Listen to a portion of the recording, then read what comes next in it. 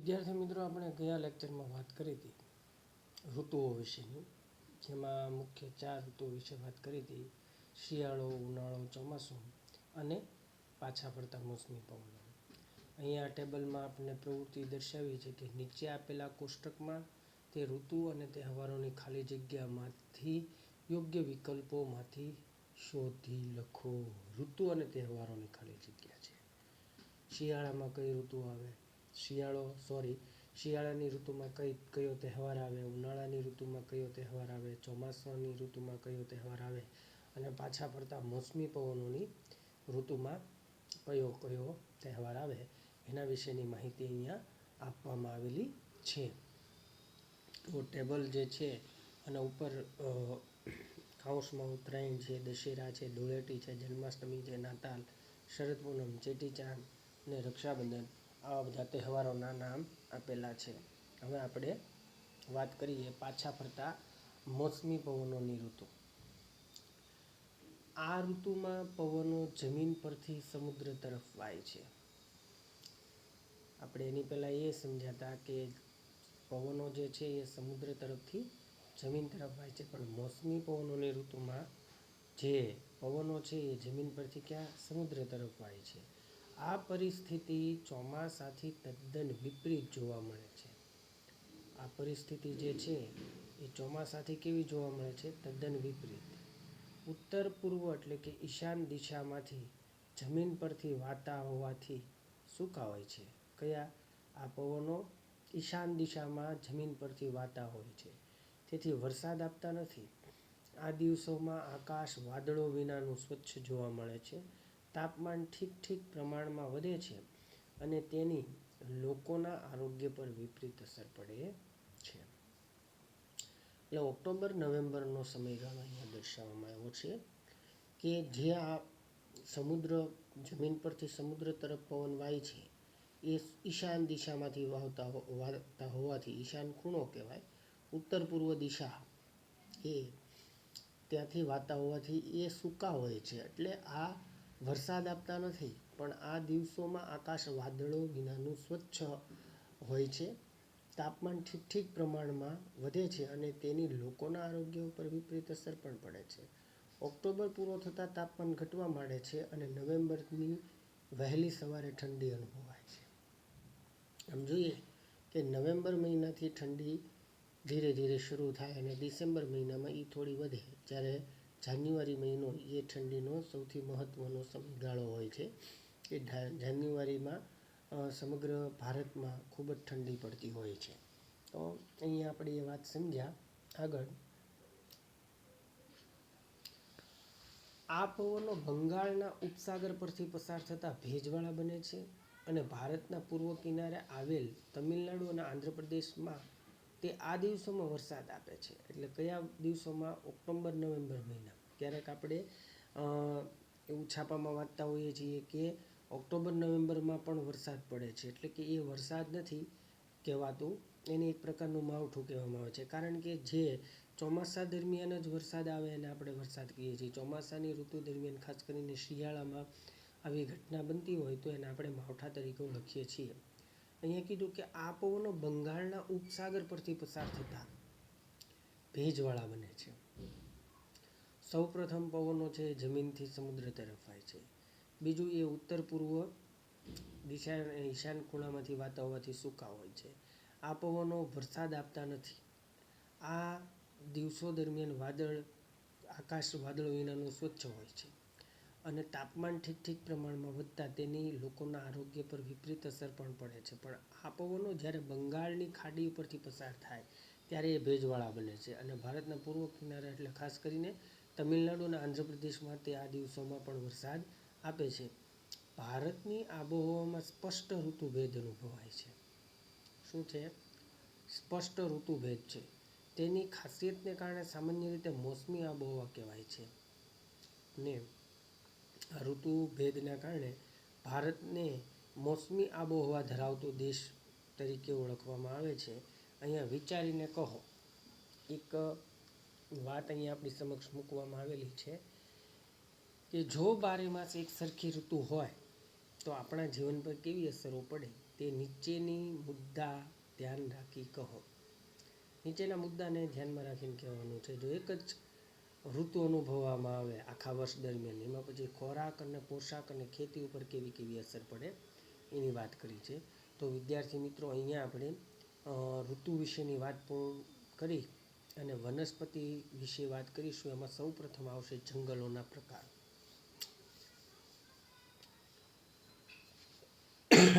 જંગલોના પ્રકારો ભારતમાં કેવા કેવા છે? ભારતમાં જંગલો કેવા, ક્યાં ક્યાં આવેલા છે, જંગલોમાંથી શું શું મળે છે, કયા જંગલો મહત્ત્વના હોય છે, અને જંગલોનું આર્થિક સામાજિક મૂલ્ય અથવા મહત્ત્વ પણ આપણે સમજવા પ્રયાસ કરીશું. આવા બધા મુદ્દાની ચર્ચા આપણે અત્યારે કરવાના છીએ. તો વાત કરીએ જંગલોના પ્રકારો વિશે. સૌ પ્રથમ અહીંયા આપણે કીધું છે કે આપણી ચારે તરફ વિવિધ પ્રકારના ઝાડ, છોડવા અને ઘાસ જોવા મળે છે. આપણી ચારે તરફ જુદા જુદા ઝાડ, છોડવા અને ઘાસ જોવા મળે છે. કેટલીક વનસ્પતિ સુંદર મજાના ફૂલોવાળી તો કેટલીક કાંટાળી હોય છે. કેટલીક વનસ્પતિ સુંદર મજાના ફૂલોવાળી તો કેટલીક કાંટાળી હોય છે. અમુક વૃક્ષો ઘેઘૂર, ઘટાદાર તો અમુક નીચા અને પાંખા હોય છે. અમુક વૃક્ષો કેવા હોય છે? ઘેઘૂર અને ઘટાદાર હોય છે, તો અમુક નીચા અને પાંખા હોય છે. વનસ્પતિ એક પ્રદેશ કરતાં બીજા પ્રદેશમાં અલગ અલગ હોય છે. વનસ્પતિ એક પ્રદેશ કરતાં બીજા પ્રદેશમાં કેવી હોય છે? અલગ અલગ હોય છે. આ વિવિધતાનું કારણ આબોહવામાં રહેલી ભિન્નતા છે. વનસ્પતિ એક પ્રદેશ કરતાં બીજા પ્રદેશમાં અલગ અલગ હોય છે, એની પાછળનું કારણ છે આબોહવામાં જે વિવિધતા રહેલી હોય છે એ છે. આ આબોહવાને આધારે જ વનસ્પતિના પ્રકાર પાડવામાં આવે છે. આ આબોહવાના આધારે જ શું થાય છે? વનસ્પતિના પ્રકાર પાડવામાં આવે છે. વરસાદનું પ્રમાણ વનસ્પતિની આ વિવિધતા સર્જન માટેનો મુખ્ય આધાર છે. વરસાદ જે છે એ વરસાદનું પ્રમાણ વનસ્પતિની આ વિવિધતા સર્જન માટેનો મુખ્ય આધાર છે. જંગલોના પ્રકારો આ મુજબ છે. જંગલોના પ્રકારો કેવા છે? તો કે આ મુજબ છે. હવે વાત કરીએ કે આપણે જોઈએ છીએ કે આપણી ચારે તરફ વિવિધ ઝાડ, છોડવા અને ઘાસ જોવા મળે છે. કેટલીક વનસ્પતિ સુંદર મજાના ફૂલોવાળી હોય છે તો કેટલીક કાંટાળી હોય છે. બે વસ્તુ શક્ય બને છે. ક્યાંક સુંદર ફૂલોવાળી વનસ્પતિ જોવા મળે છે તો ક્યાંક કાંટાળી વનસ્પતિ પણ હોય છે. અમુક વૃક્ષો ઘેઘૂર, ઘટાદાર તો અમુક વૃક્ષો નીચા અને પાંખા હોય છે. અહીંયા ફરીવાર હું રિપોર્ટ એટલા માટે કરું છું કે જેથી આપણે મુદ્દા વિશે વધુ સમજ મેળવી શકીએ. કારણ કે ભારતની અંદર જે આબોહવા છે એ વિવિધતાવાળી છે. એ વિવિધ આબોહવાના કારણે એમ કહી શકાય કે ભારતની અંદર વિવિધ પ્રકારની વનસ્પતિ જોવા મળે છે. વનસ્પતિ એક પ્રદેશમાં હોય એવી બીજા પ્રદેશમાં હોતી નથી, એટલે અલગ અલગ હોય છે. આ વિવિધતાનું કારણ શું છે? તો કે આબોહવામાં રહેલી ભિન્નતા. આ આબોહવાના આધારે જ વનસ્પતિના પ્રકાર પાડવામાં આવે છે. વરસાદનું પ્રમાણ વનસ્પતિની આ વિવિધતા સર્જન માટેનો મુખ્ય આધાર છે. જંગલોના પ્રકારો હવે આપણે જોઈએ તો આ પ્રમાણે છે. સૌ પ્રથમ આવે છે ઉષ્ણકટિબંધીય વરસાદી જંગલો. કેવા આવે છે? કે જ્યાં વરસાદનું પ્રમાણ વધારે હોય છે ત્યાં ઉષ્ણકટિબંધીય વરસાદી જંગલો આવેલા છે. જ્યાં વરસાદનું પ્રમાણ વધારે હોય ત્યાં આ જંગલોમાં વૃક્ષો ઘેઘૂર અને ઘટાદાર હોવાથી સૂર્યના કિરણો જમીન સુધી પહોંચી શકતા નથી. શું કીધું છે? આ જંગલોના વૃક્ષો ઘેઘૂર અને ઘટાદાર હોવાથી સૂર્યના કિરણો જમીન સુધી પહોંચી શકતા નથી. અનેક જાતના વૃક્ષો, વેલાઓ અને છોડવાઓ ત્યાં જોવા મળે છે. અનેક જાતના વૃક્ષો અને વેલાઓ અને છોડવાઓ ત્યાં જોવા મળે છે. અહીંયા વાત કરી છે ઉષ્ણકટિબંધીય વરસાદી જંગલોની. કે ભાઈ ઉષ્ણકટિબંધીય વરસાદી જંગલો જે છે એ કેવા છે? તો કે ત્યાં એમાં વૃક્ષો અને વેલાઓ અને છોડવાઓ ત્યાં જોવા મળે છે. વળી બધી જાતના, એમ કહી શકાય કે બધી જાતના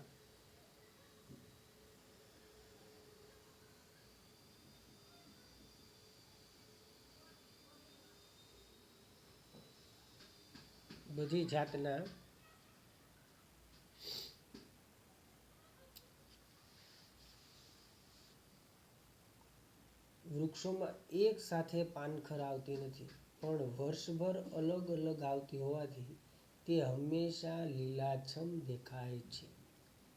બધા વૃક્ષોમાં એક સાથે પાનખર નથી આવતી, જુદી જુદી રીતે પાનખર આવે છે, એટલે વર્ષભર તે લીલાછમ દેખાય છે. આ આકારમાં જંગલો પશ્ચિમ ઘાટના આ પ્રકારના જંગલો ક્યાં છે? તો કે પશ્ચિમ ઘાટના કિનારાના તરફના ઢોળાવોમાં પટ્ટી રૂપે અને અંદમાન નિકોબાર ટાપુઓમાં તથા ઉત્તર પૂર્વ ભારતના કેટલાક ભાગોમાં આવેલા છે. આ પ્રકારના જંગલોની વાત કરીએ તો એ કઈ કઈ જગ્યાએ છે? તો કે ભાઈ આ પ્રકારના જંગલો છે એ પશ્ચિમ ઘાટના કિનારા તરફના ઢોળાવવાળા વિસ્તારોમાં પટ્ટી રૂપે છે અને અંદમાન નિકોબાર ટાપુના ઉત્તર પૂર્વ ભાગમાં આવેલા જોવા મળે છે. મહાગની, રોઝવુડ, નેતર વગેરે વૃક્ષો અહીં જોવા મળે છે. કઈ વાત કરી? ઉષ્ણકટિબંધીય જંગલોની વાત કરી, જે વર્ષભર લીલાછમ રહે છે. પાનખરમાં એક સાથે એના વૃક્ષો ખરી પડતા નથી. આ પ્રકારના જંગલો મુખ્યત્વે આપણે જોઈએ કે ઉત્તર પૂર્વના ઢોળાવો પૂર્વ તરફની પટ્ટીના કિનારે અને અંદમાન નિકોબાર ટાપુઓના ઉત્તર પૂર્વ ભાગમાં આવેલા છે. મહાગની, રોઝવુડ, નેતર વગેરે અહીં થતા મુખ્ય વૃક્ષો છે. ઉષ્ણકટિબંધીય પાનખર જંગલો. આ પ્રકારના જંગલો ભારતમાં ઘણા મોટા ભાગ પર આવેલા છે. કયા પ્રકારના? તો કે ઉષ્ણકટિબંધીય પાનખર જંગલો. આ જંગલો ઓછા ઘટાદાર હોય છે.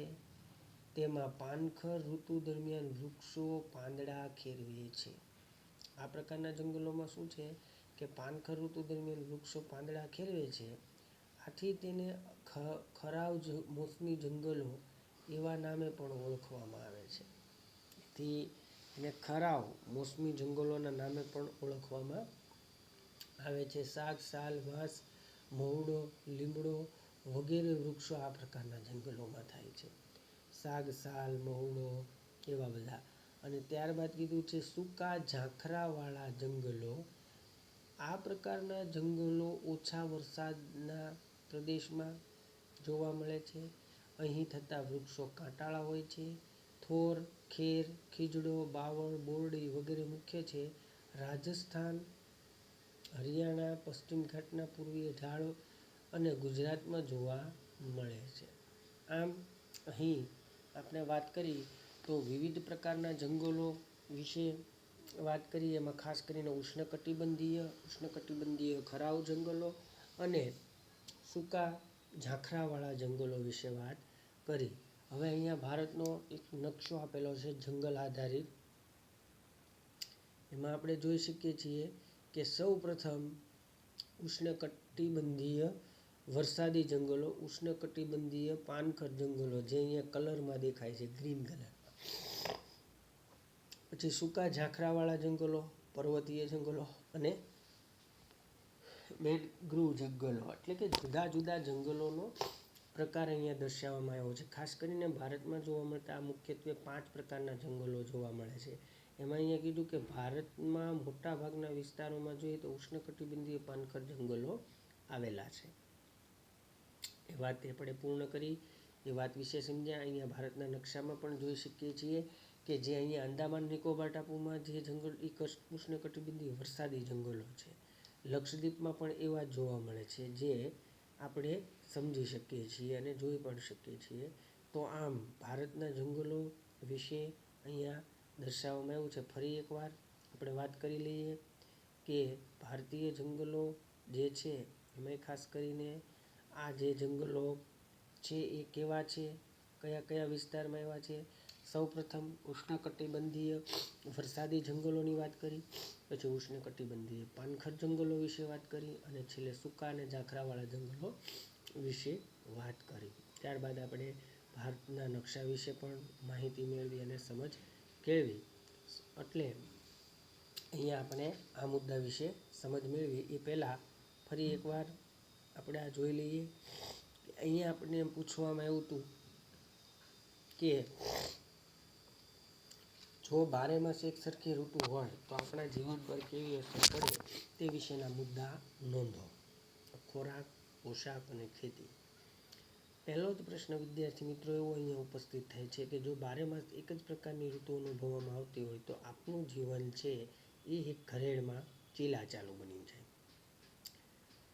વાર તહેવાર હોય તો પણ એ એક જ ઋતુ દરમિયાન આવતા હોય છે, બરાબર.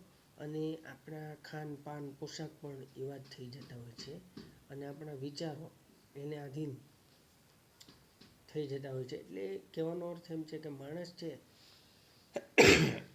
એ યંત્રવત જીવન જીવવા લાગે છે. તે ઋતુ એક છે, એ પ્રમાણેના તહેવારો પણ એક છે, એ પ્રમાણેના ખાનપાન પણ એક છે, એ પ્રમાણેની રહેણી કહેણી પણ એક છે. એ નવું ન વિચારી શકે, એને વિવિધતા ન મળે તો એ યોગ્ય ન કહેવાય. એના માનસિક વિકાસ માટે, શારીરિક વિકાસ માટે, સામાજિક વિકાસ માટે વિવિધતાવાળું જીવન અત્યંત જરૂરી હોય છે.